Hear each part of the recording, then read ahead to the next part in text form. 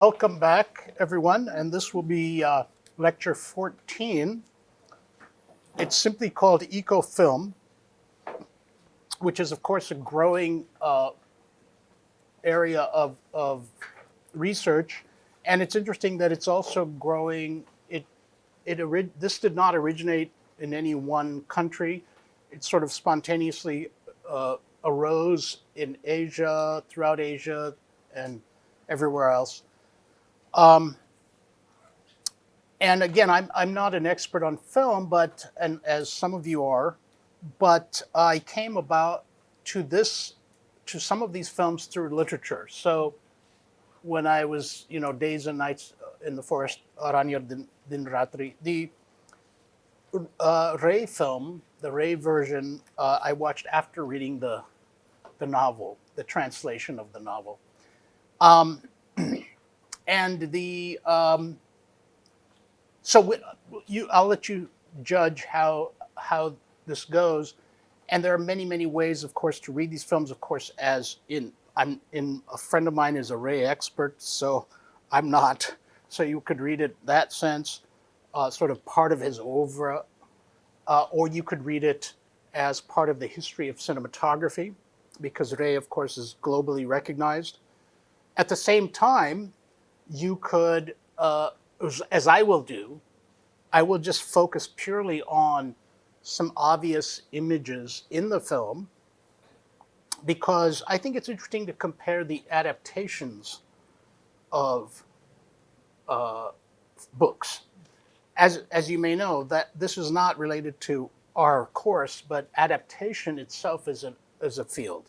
There's a journal called Adaptations, and I have a colleague who teaches adaptations of novels. So whether it's Jane Austen or Shakespeare or whatever. And of course, we have the wonderful adaptations of Shakespeare in Hindi film. So again, this will be rather narrow and so forth. The other thing to say is that we are going to show the clips consecutively at the end of my talk, which was obviously those clips constitute part of the hour.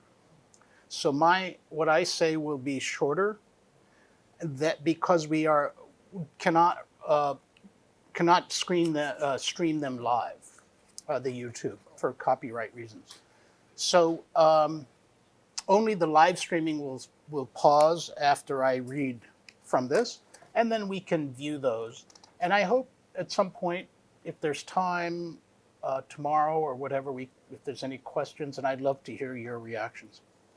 So although Ray's film is not conventionally labeled as an example of eco-cinema, it clearly lends itself to this. By that I mean that it tends to be categorized with art films or with his oeuvre, right? But it's clearly set in the forest. So the other reason, as I've learned, is that Ray is famous for some various reasons, for his love of Kolkata and talking about the urban milieu. But of course, I think we'll see why this does fit in actually with that. What do we mean by eco-cinema? And I'm relying on a couple of critics here. There are many critics. As Stephen Rust and his co-authors write, and this is in a book called Cut to Green, so using the film terminology cut, but it's eco-cinema. So it's Cut to Green, tracking the growth of eco-cinema studies, an edited volumes that is a new edition 2022. So Stephen Rust and his co-authors write in their introduction, cinema has become unthinkable apart from its dependence on mining, electricity generation, and fabrication, with their attendant pollution, on global logistical operations and supply chains with massive ecological footprints, on material and technical infrastructures with direct consequences on the physical world, and on the problem of waste. Ironically, when we watch these clips, we are using the power of the internet which uses up a huge amount of today's power, energy. For film scholars and filmmakers, the scale of this collective realization produces a specific challenge for ecological thought, similar to, for example, saying whether we should fly in an airplane to an eco-critical conference. Right? It seems counterproductive. Now, we'll talk about greenwashing in a minute. But ontologically, it is clear that, like human beings, media technologies and screenings are only thinkable as permeable congregations of materials and energies suffused by flows and affects coursing through the wider world as cells and neurons, chips, and data streams. I'm not exactly sure what that means, but it has to do with the idea that this is a material medium. It requires energy, but it does involve, like literature, our emotions. It involves natural world to some degree of people who are on the set. But historically, since the 1970s at least, it has become equally clear that the three orders, ecologies, technologies, and societies, are profoundly alienated from one another. So in the modern world, right, we tend to compartmentalize. And this they're writing in just 3 years ago. So, to illustrate film's response to nature, as I say, these authors use the example, and now here's the quote, the shot of a leaf falling from a tree. Every leaf that falls, falls uniquely. Many millions of leaves fall every autumn. They're talking about the northern hemisphere. But each leaf falls in its own way. Sounds like Tolstoy. No. When we write a leaf, like the actual word, each of us imagines a different leaf falling differently. But the word leaf remains generic. Any leaf, not the discrete, irreplaceable, one-off leaf that cinema is condemned to capture. So again, we come back to this idea of, is it indexical, referring to a specific leaf, or is it symbolic in a sense, or iconic? The shot of an individual falling leaf is firstly motion itself. Then it is the motion of that leaf, but almost inevitably, as the shot ends and is replaced by another, it arrives at significance. So first you just have the image, and then you kind of, I guess from a human perspective, what's the significance, is I guess what they're saying. Perhaps, they continue, the shot leads us to imagine the leaf shouting out freedom as it parts from the branch. Or we get the feeling that autumn is sad. And perhaps elaborate on that emotional response with a verbal one, like, falling leaves are the way deciduous trees cry, right?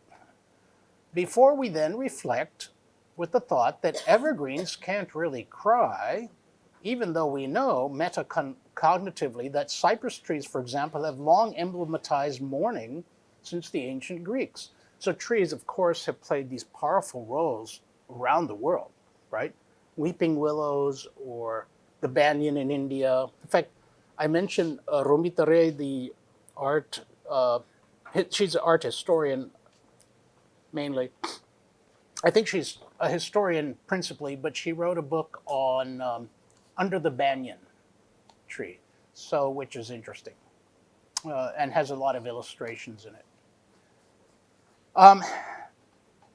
These more or less critical thoughts are always subsequent to the shot as the event in the now.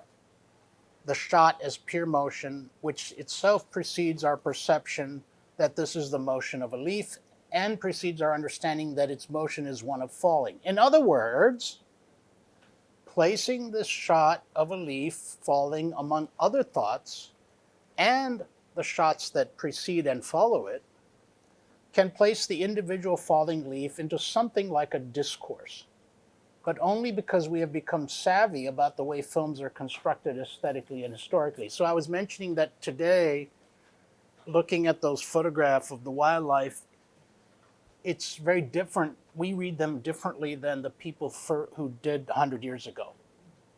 right? That's understandable because of the huge, in the information revolution, especially profusion of imagery. So we put it into, we also put it into the conventions of each culture, right? So when for even these writers are betraying, not in a bad way, I don't mean maybe betraying or revealing their cultural specificity by talking about autumn or the Western kind of paradigm, but they know that. And so whatever it is whatever we bring to it, we may now have to we put it in this larger context, but that comes after viewing that.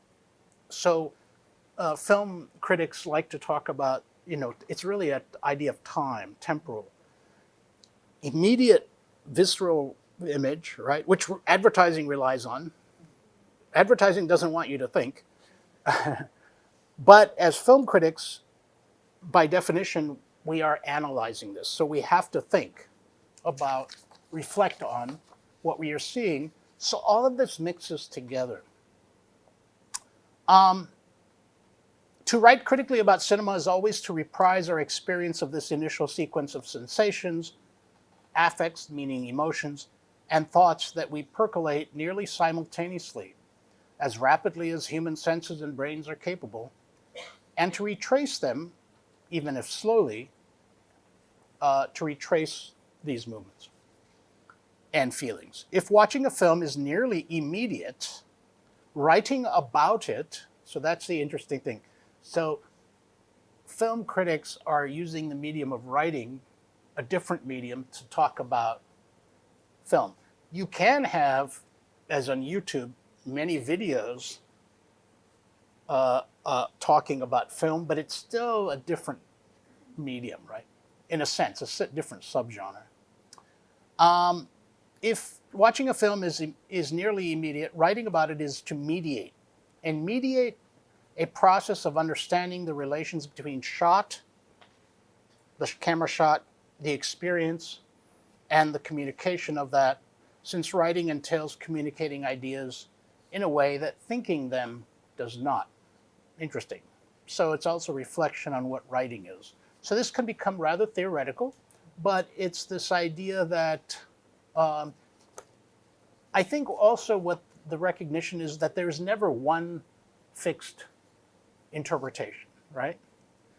Especially if you follow Derrida. But even if you don't, there is a recognition that everyone's going to view it differently.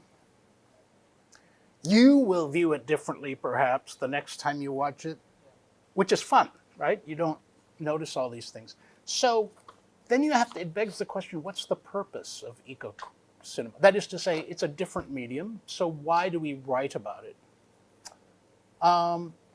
So they try to address this. One thing they say is that the task of writing eco-critically about cinema is to mediate the experience of cinema in such a way as to try to evoke the near immediacy of the filmic experience.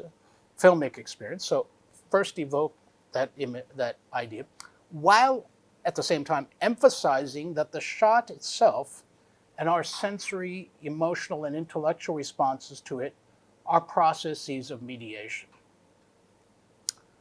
These authors highlight the importance that, quote unquote, no image is complete in and of itself, autonomous from the rest of the world, either as pure art or pure commodity. That's sort of a given premise for a lot of this. As far as possible, let's try to keep these points in mind as we later view, I was going to show it now, but later view Ray's film clips. His adaptation of Gangopadhyay's novel, which I discussed, of course, earlier, has been critically praised ever since it came out in 1970 by film critics.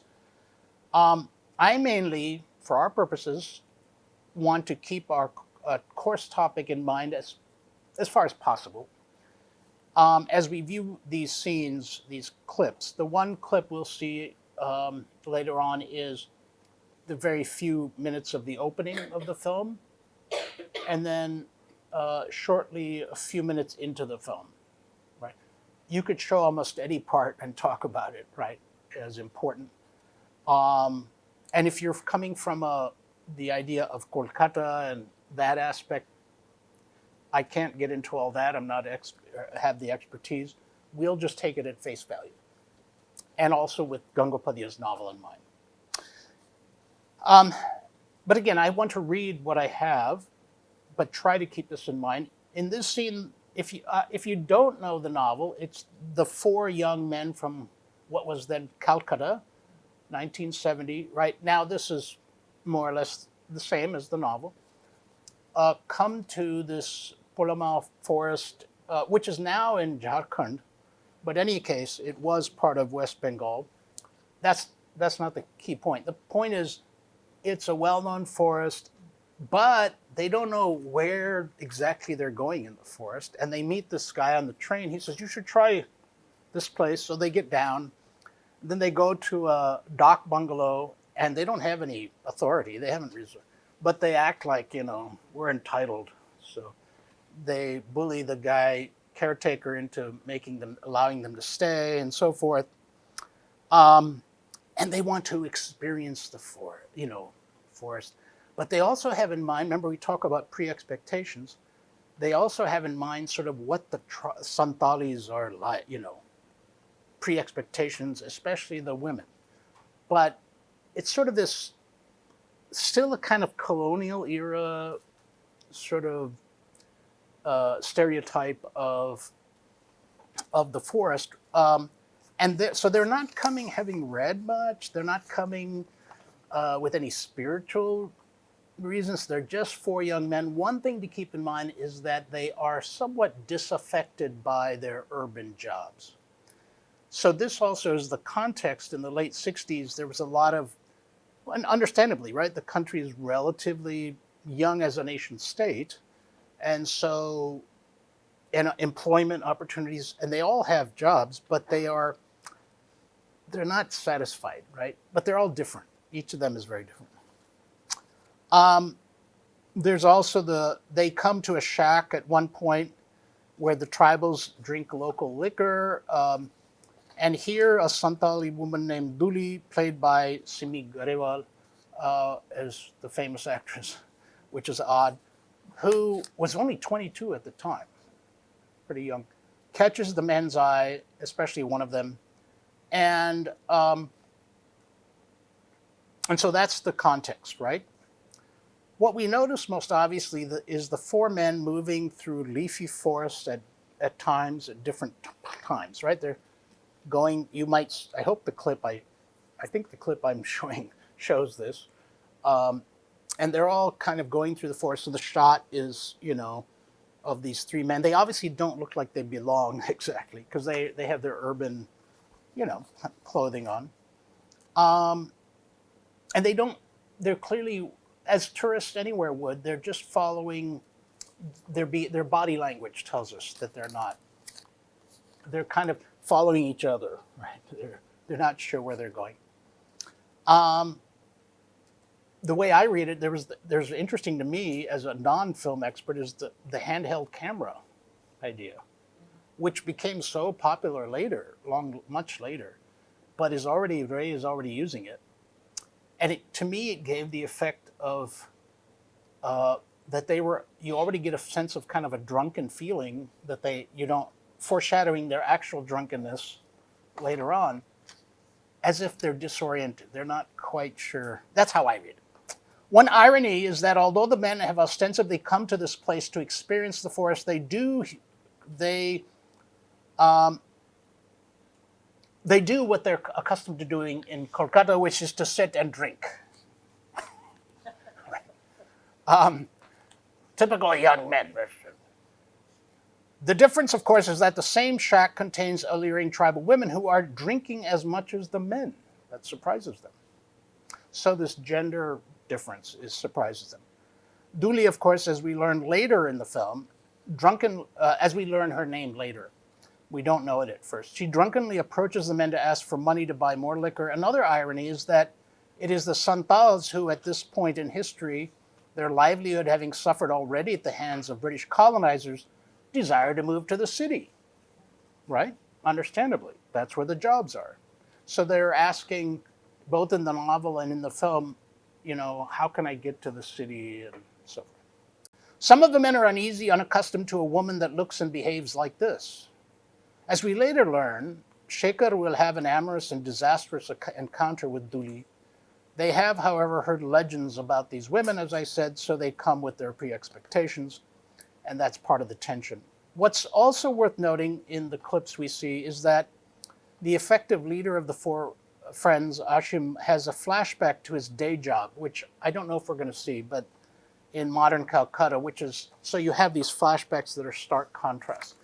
Then they also have this interesting interlude where they think, oh, we're out in the forest here, but then they meet these two women that they recognize from the city, right? That's a famous scene, and they have sort of a picnic and all this. Those conjunctions, right? Not unlike, as I was talking the other day with someone, not unlike A Midsummer Night's Dream, in the sense that you have this tensions between supposed forest, Arcadian forest, untouched supposedly, and the city, sort of corruption of the city. But of course, we see right away that I think this is the good part of the novel and the film, is that they're not the filmmaker, neither the filmmaker nor the author is romanticizing these tribals. Now, neither Ray or Gangapadya is part of this community. We have to keep that in mind. These are urban viewpoints. So this is not an inside view. Nonetheless, we have an interesting critique, really, of the four young men at this time. And what it means at this time in history, if we put it in context, let's say late 60s, 1970, in India, what are their views of the forest? For example, in the novel, at least, they come across an old barracks it's abandoned. Well, this would have been the British barracks, right? So, it's hard to know how to read that, but clearly the forest has overtaken that, right? The film, like the novel, plays on this contrast to help prompt us to scrutinize the viewer, as viewers, our own assumptions. We are complicit, if one arguably, right? We're not watching this as an escapist film, because that would defeat the purpose, right? That both Ray and Gangopadhyay want, but it's still entertaining. That's a different thing. And we must keep in mind, I always tell my students, it's useful to keep in mind that the word entertain, until the early 1800s or maybe mid 1800s, used to mean to take into your mind and process. I will entertain the thought, right? It got corrupted by the 20th century as escapism. So,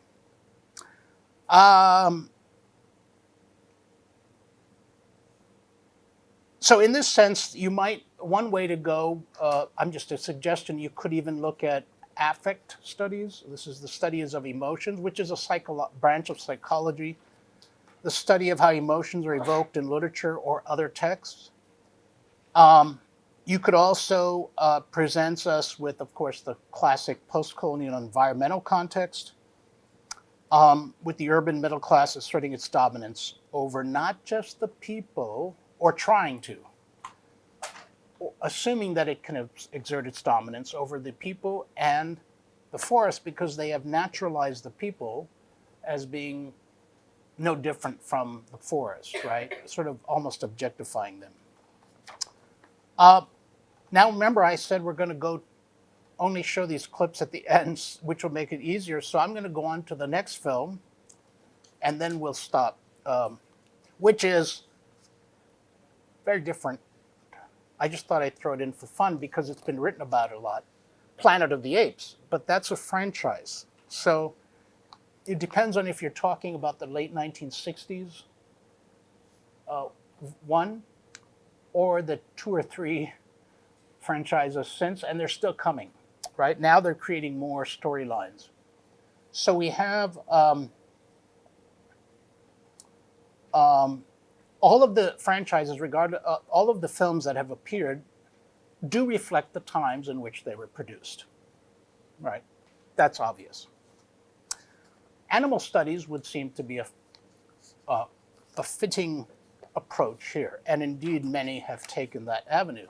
It's fascinating to look at recent studies, insights of primate scholars, primatologists, who the more we learn about great apes and chimpanzees and so forth, the more we realize how much we do have in common with them, right? Or we keep stretching. Remember, I was talking about that the other day with animal studies, whether it's the dolphin in The Hungry Tide or whales or whatever,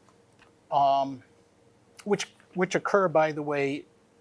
Ocean imagery occurs a lot in Pacific Islander fiction and film.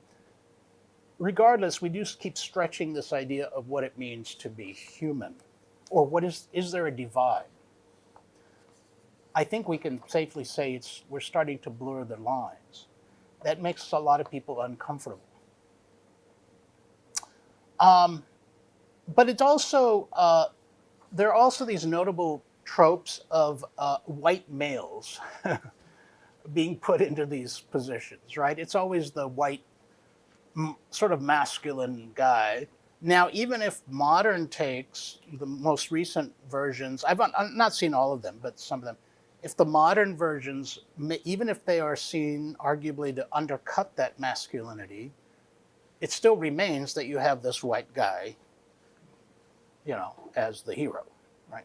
And tends to be a kind of handsome white guy, right? And so, remember, it's the market here. Let's not forget that.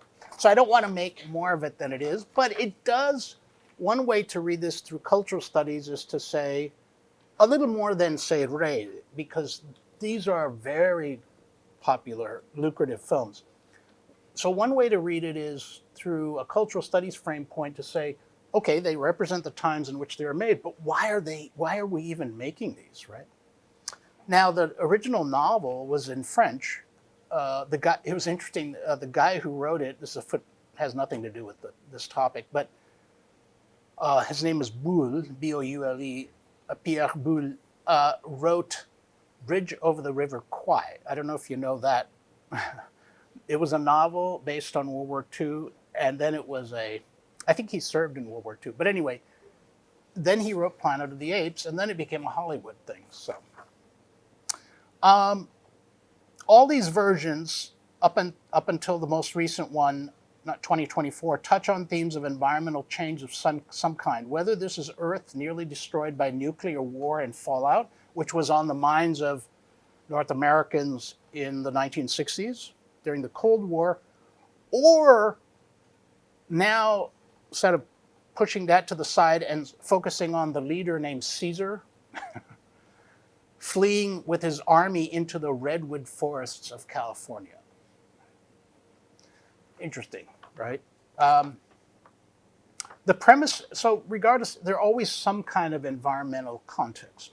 The premise of the films, that apes learn the language and skills of their human masters and then rise up and rebel and eventually control their masters, is a classic anti-colonial paradigm, or a Hegelian slave narrative, master-slave narrative, which Fanon and others have argued. The rebels must always find a safe place in which to regroup before fighting the enemy. A forest retreat, sound familiar? A different planet, just a stand-in for a different space, right? Star Wars, but it could be any other place. Or an oasis. This oasis is typically quite idyllic with greenery, water, and all the resources that the rebel forces need, which makes you wonder, maybe they should just stay there and not rebel. I don't know. In hiding. In our case, the apes revolting against humans live off the land with ingenious inventions and strict sustainability. So in the recent film, they've become very ingenious and so forth, which kind of reprises this idea of human inventiveness that started with, say, Daniel Defoe, Robinson Crusoe, right? Using your sheer mental, it's always a man, right? Using your sheer mental abilities to pull yourself up. It's very much the capitalist, as Ian Watt says, the sort of capitalist motif. Now, the other thing to keep in mind is that what's interesting, I think, in the film series franchises is that the humans then go back into an animal state, if you will. I'm putting that in quotes. So they become now acting like the apes that we tend to visualize in zoos or whatever, and they lose the ability to communicate very well. Interesting, right? Sort of flips the thing. Now, perhaps, as humans enter this animal state, perhaps the viewer begins to transfer sympathy from the exploited apes to the exploited humans. The coin, though, merely flips, right? It's the same paradigm, with very little gray in between, I think. After all, these are escapist films. The anthropocentric outlook and human privilege reassert themselves, ultimately, right? You have the lone woman in the latest film, young woman, survived. Now it's a young woman. So that's a progress, I guess. And she survives, and she's going to lead the opposite kind of rebellion, right? So, although I think I think the one thing they did well was they show in one of, the one that started the more recent franchise with this guy Caesar, and they show how he learns language first. He doesn't know it. Then he eventually learns language, leads the rebellion. In old age, there's some kind of, he doesn't dislike all the humans. And so there's a kind of little bit more nuance there, perhaps, than I'm giving, that we should give credit for. Despite this, the films raise a host of important ethical and philosophical issues. So philosophers love to talk about this and so on. Now, on the film clip we're going to look at the end of it's going to be kind of interesting because we're going to look at the Days and Nights in the Forest, then we'll jump to Lord of the Rings. No, I'm tired. To Planet of the Apes. I should first note the premise of the film, which is, well, I think I've already said that. We're just going to view the trailer of the more recent film. But it's interesting to think about what the director has consciously decided. He has consciously decided to reenact historical scenes of the recapture of enslaved peoples. That's what we're going to see. There are a couple of different previews or trailers. Nowadays, they sometimes have more than one, right? In this one, if I hope I have the right one, link, you'll see them sort of being recaptured, and that's eerily similar, perhaps intentionally, to how actual enslaved people were, by humans, recaptured, sometimes on horseback. Now, from the time of the Romans, in fact. Now, what does it do, though? I haven't decided. What does it say, or how does it change the script, that the fact that it's the apes on horseback? I don't know. So there are many ways to think about that. The young woman in the scene does not behave like the other humans around her. She's thinking, she can talk and all this. And like the ape who helps her, she has a unique outlook, one that has allowed her to avoid both physical and psychological captivity. So she's kind of the savior figure. It's not said in that way, but she's sort of the chosen one, as it were. There's always someone who stands out. Now, historically, we have had rebellions throughout history of thousands of slave rebellions. Also peasant, as we would say, historians call them, peasant rebellions, including in India, right? And it's interesting how they often attack the symbols of power, right? The courthouses, or whatever the case may be, the army barracks. And the only one that really led to a new nation was Toussaint's rebellion, Ouverture Toussaint, in Haiti in the late 1700s. And it still was an independent country, but now, as we said, of course, it's always been kind of never accepted as one. So, okay, I think we're ready to show these film clips. And then I'll see if I have any comments after we do them. Depends on the time. So the first, we'll just watch for. So I just wanted to show this, where think about what you're basically look at the images you're looking at, and with our general topic in mind. In the novel, they're coming in by train, but so yeah, I don't think that. While we're waiting, I don't think the difference between a train and a car is dramatically different. They're both the idea is they're both modern modes of transportation.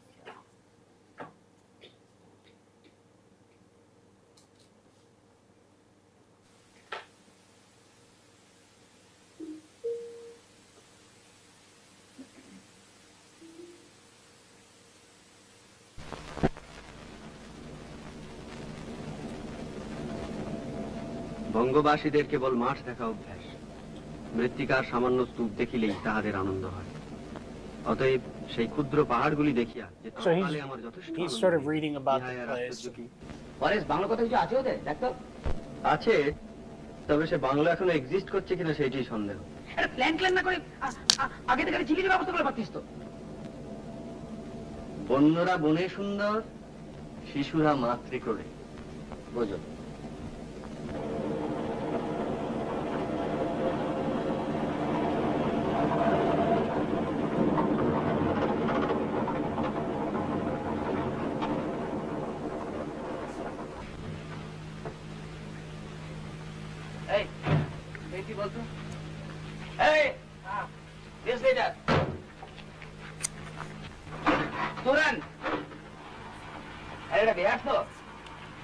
Bangla বললেও বুঝবে।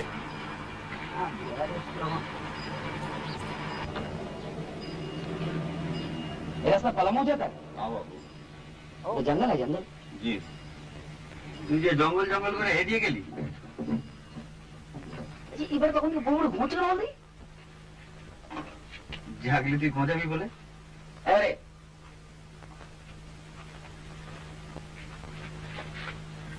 আরে ওটা গাড়ি চলতে হবে, গাড়ি চলতে হবে।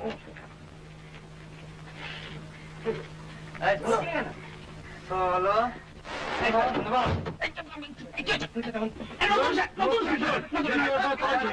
কি হচ্ছে কি? নতুন শার্টটা কিনলাম বাড়ি থেকে হবে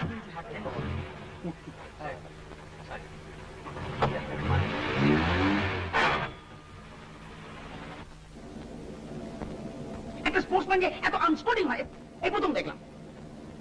সঞ্জয়, আর ঘন্টা খানেকের মধ্যে পৌঁছে যাব না? ম্যাক্সিমাম 3টে। তোর জন্য হাঙ্গাম করে আসা, জানিস তো এত তো ঘাস উপায় ভাই। এখন আমার গাড়ির উপর ফেলাচ্ছে না, এগুলা কে হলো কে কাজে এসেছে সেটা গিয়েছে মানে। শোন শোন, আইডিয়াটা আমার, তোমরা সবাই সেটা অ্যাকসেপ্ট করেছো, তোকে কেউ ফোর্স করেনি তো আসতে। ফোর্স করবে কেন? ফোর্স করবে কেন? আমার ছুটি তাই আমি এসেছি। আর আমি ছুটি চাইলে পাবো না, তাই শিখ। আমি বেকার। বাস ফুরিয়ে গেল। ফুরিয়ে তো গেল, কিন্তু সেই খড়গপুর কনস্ট্যান্ট খোঁজাচ্ছে গা গা গা। ওটা মাইন্ড করিস না, কলকাতা থেকে বাইরে এলে লোকের বয়সটা একটু কমে যায়, বুঝলি না? শেখর, বাই দেখ।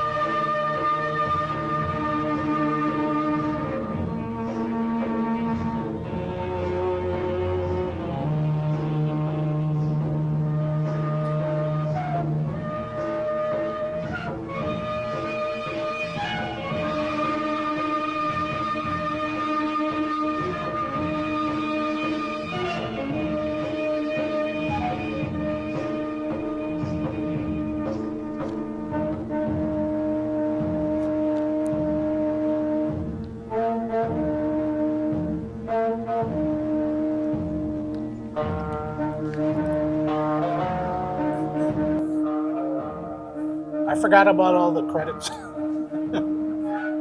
Should we skip ahead? I don't want to disrupt the streaming. Maybe go ahead just a little bit. Yeah, thanks.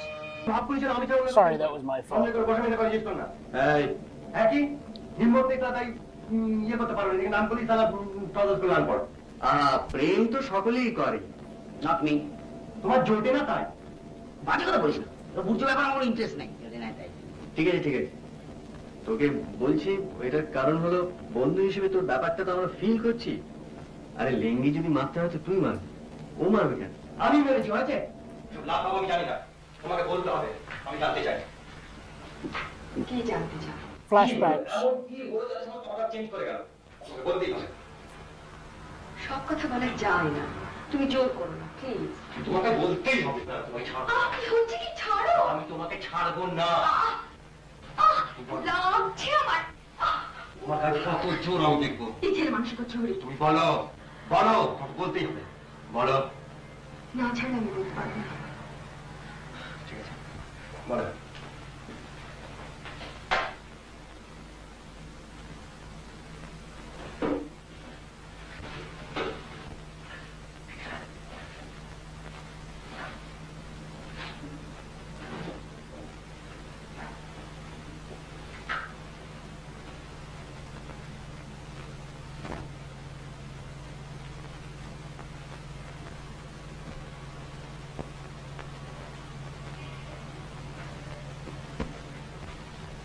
এটা তো আমার 5 পাতা চিঠির উত্তর এই চিঠি? আমার চিঠিটা পড়েছিলে? তার মানে বুঝেছিলে? I doubt it. তা চিঠিতে কি যায় আসে? ও চিঠিটা আমাদের লেখা হয় না। তবে লিখলে কেন? লিখলে কেন? বারে তুমি চিঠি দেওয়ার আগে উত্তর দেবো না? আর আমি ওটা ভেবে ভেবে লিখিনি, মাথা যাচ্ছে ফস করে লিখে ফেলেছি। জানি। আর তাছাড়া আমি লিখেছি যে আমি তোমার ভালোবাসি না। যাই হোক, Maybe skip ahead just a little more. Just yeah, right there. When they arrive at the dock bungalow then. That's yeah, that's good. So then they've arrived at the dock bungalow. So keeping all these juxtaposed images in mind. मेरा तो 5-6 रोज से बहुत बीमार है, তো রান্না কি তোমার বউ করে নাকি?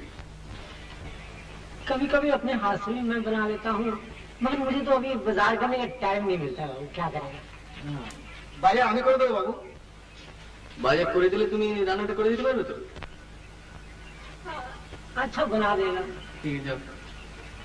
তোর নাম কি রে? লকা লখা। লকা। Okay, we can stop there. And there is another clip, but just I want to take an interlude, just a minute to say some of the obvious points. We see a flashback there that is part of the film, we'll see throughout the film.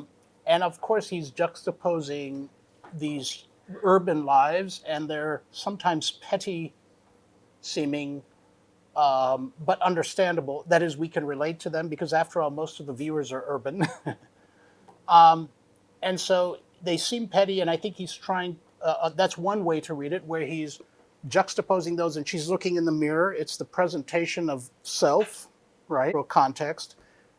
So the mirror is there, and then, of course, we have, did you notice during the credits, you have that blurred, almost so that you can't see what it is, right? It's this, is it supposed to be disorienting? Is it supposed to be the idea that they're not really seeing, right?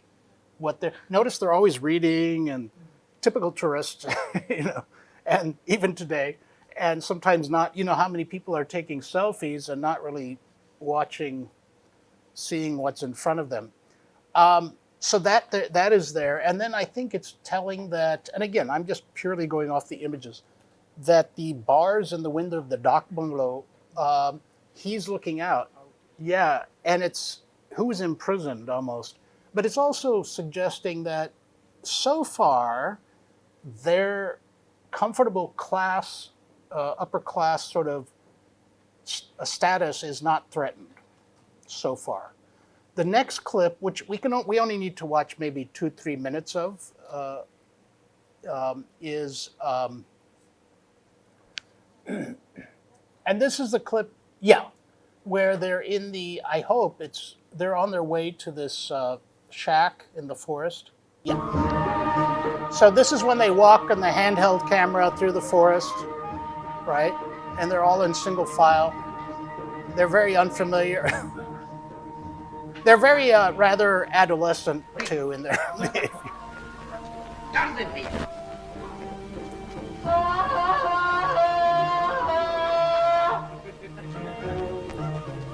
দেখিস আবার হাতির পালনা এসে পড়ে।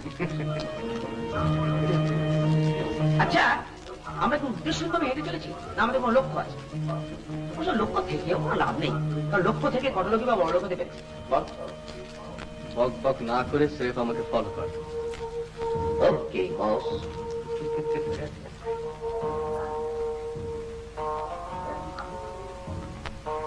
Sunset, এরকম sunset করে রেখেছিস বলতো? So now they're getting further away from that comfortable class status. Left And here they come to the shack where they have the liquor.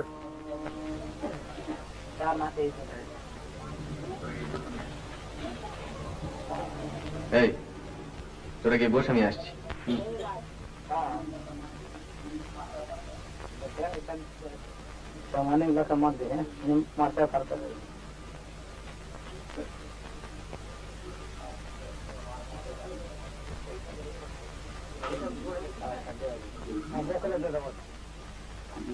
ছোট লোক মানুষ করবে না তো?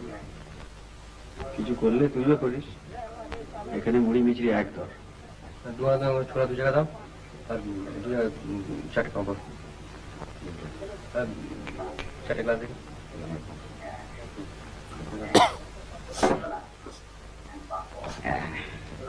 এনে ছোলা এন্ড পাঁপড় খুব স্ট্রং, কি মনে হয়?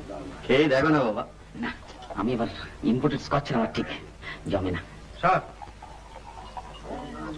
লাগা কারা এখান থেকে। এটা তো জানা না। চাপ। ঠিক আছে,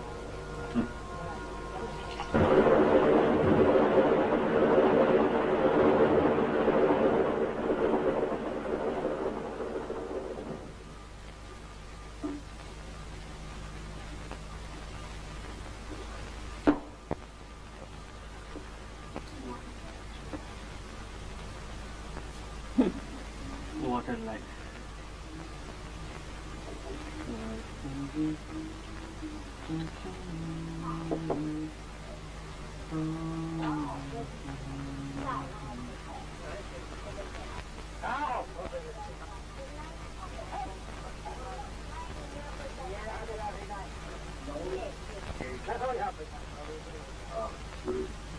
বাবু কে? ও তুই? একটু খাও বাবু। তুই এখানে কি করছিস? বাজার যাসনি? গেছিলাম বাবু, মুরগি কিনে চৌকিদারের গায়ে পাঠিয়ে দিয়েছি। বেকার তোয়াটা কই? হ্যাঁ বেকার বেকার দিচ্ছি বাবু।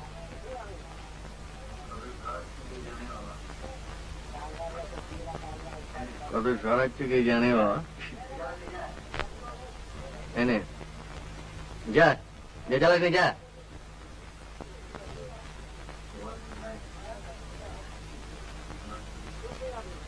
What a life. যা বলেছিস।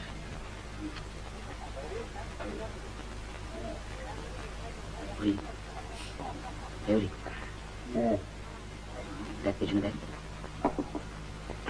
কি দেখো? দেখা মুখ ঘুরি দেখ।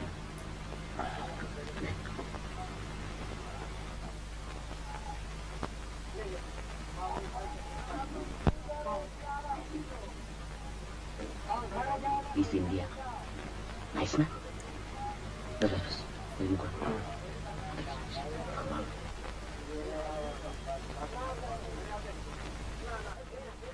So another flashback. We can stop it there. Yeah. I think it serves the purpose. There's a lot more there, but just to reiterate the obvious, they are now moving away from that comfortable class status, though they're still trying to act that self out. but then their first inkling of something different really is seeing the women. Now that obviously we can infer that has to do with their pre-expectations of what they're coming to see. Obviously, they haven't experienced the forest at all. And later in the novel and the film, Shekhar, who was in the beginning, he was with his wife, and there's a kind of sense of a foreshadowing of what's going to come later when he tries to have his way with Duli in the forest and is then caught by some of the tribal men and Santali men and beaten up severely. And so I think that maybe we could say one way of reading this quickly, just in brief, is to say that this idea from a male perspective, sexuality or eroticism and nature seem to be kind of in their imagination blended, right? That's a very colonialist outlook, but it's not surprising. It's an urban modern outlook, we should say. And so they have to painfully unlearn that, right? And so they are, and that's why you can start to see them. I was hoping, we've seen enough, but there's more where she comes then and she's drunk, but she's bold, right? And she asks for some more money and this and that. So anyway, I'll leave it at that. And then we can watch now Planet of the Apes, the trailer. It's only a couple minutes.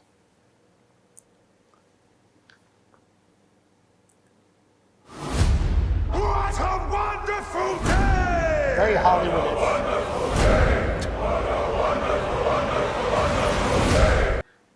I guess we could watch the whole movie, but you can see some of the, again, I'll repeat the obvious that we talked about, for example, how when I was talking about Beloved, I gave some readings from the actual slave experiences. Notice that these sort of dehumanized, if you will, humans are drinking from the stream where the animals are as well, and escaped. This is set in America, but they're escaped zoo animals, the zebras and all. The other thing interesting is that this is otherwise a very beautiful setting, right? It's sort of like the invasion trope of we have with aliens and all that stuff, coming into this beautiful setting and making it something that's horrific. Of course, all it does is you also always have the predictable Hollywood good cop, bad cop. You have the good ape and the bad ape, right? It's, nothing really changes there. The orangutan is also good, is this sort of and he's distinct from the large gorilla. The chimp is good, so it's very strange in some ways. But, of course, as I said, they've improved perhaps on making the heroine, the central figure a heroine, not the hero, but otherwise many of the trappings still are there. So I found that kind of that opening scene, this trailer, it's a little longer than some of the others, to be really enlightening. And I'm wondering if they had that in mind, the side of slave gathering. But of course, you always have the hope of the one rebel, the woman, helped by certain good people who could otherwise have been bad. And as you watch the film, you'll see that there are some other apes who are also helping the humans. I'm not sure how far, it'd be interesting to see how far animal studies theorists read this, because as I said, it's not terribly nuanced. But as I said, the other way to read it is through a cultural studies point of view, which is to say, why is this so popular? It could be that it's just using the same formula, but I think that there is perhaps something interesting about how we anthropomorphize animals.